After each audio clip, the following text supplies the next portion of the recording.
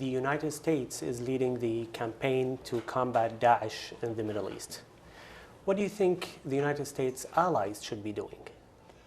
Well, our allies are doing a great deal.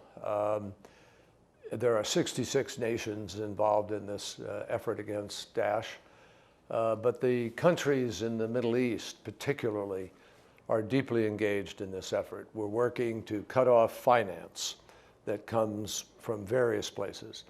We're fighting to prevent young people from being indoctrinated, and so we have a number of social media initiatives to reach out to people and to counter Daesh's narrative.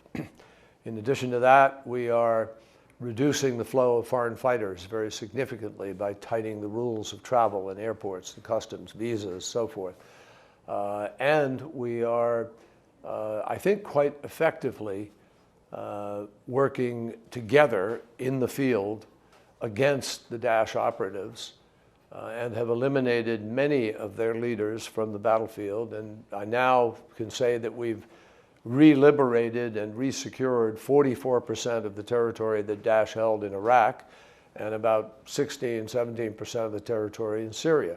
So it's a slow and steady progression, but it's being done carefully so that it doesn't fall backwards as we do it.